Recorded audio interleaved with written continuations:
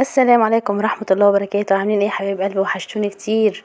اخباركم ايه؟ يا رب دايما تكونوا بصحة وسعادة كده. يلا زي ما اتعودنا مع بعضنا، اللهم صل وسلم وبارك على سيدنا محمد. ايوه كده، خلي لساني كده على طول راتب بذكر الله. القطه دي زي ما قلت لكم قبل كده ان انا عايزه اغيرها، والحمد لله غيرتها وارتحت ونفذت اللي في دماغي. كلمه حنفي ما نزلتش المره دي. تعالوا شوف عملت فيها ايه.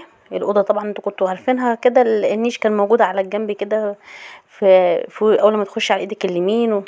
وبعدين حاسه اللي هو كاتم الاوضه كده اي نعم، انا الالوان اللي فيها كاتمه شويه، انا بحب الالوان الغامقه، بس خلاص بقى زهقت منها، عايزين نغير الدنيا. هنغير اللون قريب ان شاء الله. بس تعالوا نشوف الاول، بدأنا بتغيير بسيط كده. اول حاجه رحت نقلت النيش، ونزلت لكم الفيديو اللي هو المفروض كان الاسبوع اللي قبل اللي فات.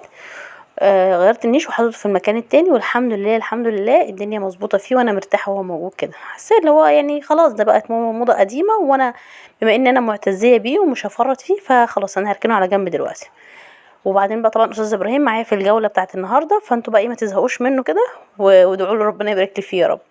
الاوضه دي انا مش عارفه فيها ايه. بصوا كميه التراب اللي طالع منها، مع ان والله العظيم مش بفتح الشباك غير مثلا انا بنشر واقفل تاني على طول. في قنبله تراب دخلت في الاوضه مره واحده كده. كنست حركت الانتريه بتاعي اللي هو الانتريه اللي هو المفخخ دوت، عارفين اللي هو الانتريهات الضخمه دي.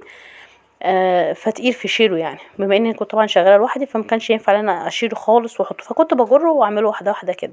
متنسيش بقى اول مره تشوفيني اشتركوا في القناه وفعلوا الجرس وعشان يوصل كل جديد، ولي كومنت حلو زي كده، ودوسوا لايك يا جماعه. كل مره اقول لكم دوسوا لايك دوسوا لايك دوسوا لايك. وما تنسوش بقى تقولوا ايه رايكم في المشروب بتاع الكاكاو، حد جربه ولا لا؟ يعني بجد الله اكبر، جاب مشاهدات عاليه يعني جربوه مش هتخسروا حاجه. بصوا طبعا الاستاذ ابراهيم ايدي بايده، وانا يعني كنت بدلق الميه وهو كان بيقول ادلقي هنا، وهو شغال معايا يعني. الولد بصراحه ربنا، هم عامه كلهم في السن دوت بيبقوا كده، بعد كده لما بيكبروا اجرنا الله منهم، ربنا يبارك لنا فيهم ويحفظهم يا رب. دي طبعا المساحه انتوا عارفين ان انا كنت قلت لكم عليها قبل كده، جايباها من ماهر ما شاء الله عليها. انا هي ليها غيارين، فانا عملت غيار منها للحيطان وغيار منها للارضيه. فده كان بتاع الحيطان. مسكت بقى الحيطه كلها، كنت عامله طبعا الخلطه اللي هي بتاعت الاريال وصابون وحاجات كده، حاجات كل حاجه عندي حطيتها. ما استخسرتش. يلا ما تستخسريش بقى، وانت كمان ما تستخسريش، دوسي لايك بقى.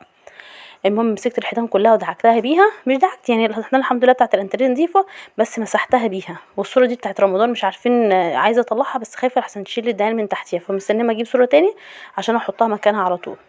خلاص رمضان على الباب، كل سنه وانتم طيبين. اهو بصوا احنا بقى نمسح كده وكده. خلاص غيرت الشرشوبه وعملت اللي هي الغيار التاني، وبدات امسح بيها الارض واحده واحده كده. وكالعاده الاستاذ ابراهيم مساعدني، كله واجب والله يا جماعه. في حد بيقول لكم بيساعدكم كده؟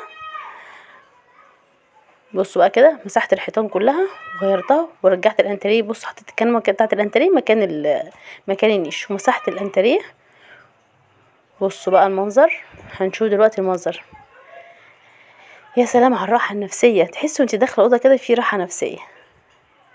اهو هنفرش المفرش ونحط بقى حاجات فاضه كده بسيطه جبتها من عند ماهر، وجبت طبلوهات برضو حطيتها على الحيطه. قولوا ايه رايكم بقى في المنظر؟ ادي النيش على الجنب كده، ودول تلات براويز مع بعضهم من عند ماهر. بصوا البخور، انا بحب ريحه البخور جدا، والاوضه فيها راحه نفسيه بجد. عامه اي تغيير بتعمليه في حياتك بيعمل لك راحه نفسيه، حتى لو كان تغيير صغير. صدقوني والله جربوها ومش هتندموا، حتى لو هتغيري اي حاجه بسيطه كده.